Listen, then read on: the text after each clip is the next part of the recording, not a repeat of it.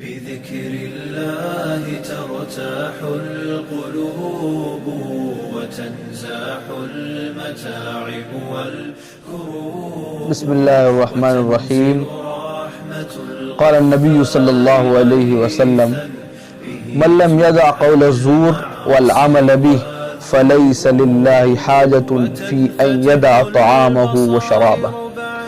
اللہ کے رسول صلی اللہ علیہ وسلم نے ارشاد فرمایا، روزہ رکھنے کے بعد اگر کوئی شخص جھوٹ بولنا نہ چھوڑے اور برے اعمال کرنا نہ چھوڑے تو اللہ تبارک و تعالیٰ کو کوئی ضرورت نہیں ہے کہ کوئی شخص بھوکا پیاسا رہے، فی ان یدع طعامہ، کہ وہ اپنا کھانا پینا چھوڑ دے، اس کی اللہ تعالیٰ کو قطعاً ضرورت نہیں ہے۔ اس لیے کہ رمضان کے روزے رکھنے کا مطلب ہی یہی ہے کہ تمام گناہوں سے جب ہم حلال چیزوں کو چھوڑ رہے ہیں تو ہم جو ہے حرام چیزوں کو تو بدرجہ اولا چھوڑیں۔ صرف روزہ رکھنا کافی نہیں ہے، روزہ رکھنا کافی نہیں ہے، بلکہ روزہ رکھنے کے ساتھ ساتھ گناہوں سے بچنا بھی ضروری ہے۔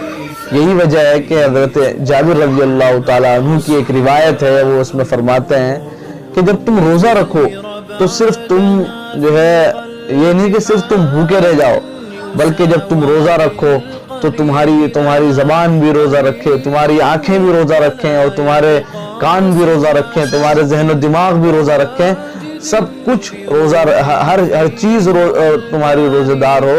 جب اس کی تفصیل ان سے پوچھی گئی تو انہوں نے یہی ارشاد فرمایا کہ جب روزہ رکھو تو اس کے ساتھ ساتھ یعنی غیبت نہ کرو، چغلی نہ کرو، غلط چیز نہ دیکھو، بد نظری نہ کرو، اسی طرح بری چیزیں نہ سنو، اور کسی کے بارے میں برا مت بولو، اور جھوٹ نہ بولو۔ یہ ساری چیزیں ہیں جس سے ہم جو ہے روزے کو مکمل ادا کر سکتے ہیں۔ اگر ہم یہ نہیں کرتے تو روزے میں اس کا مطلب کمی ہے۔ اللہ تبارک و تعالی ہمیں مکمل روزہ رکھنے کی توفیق دے۔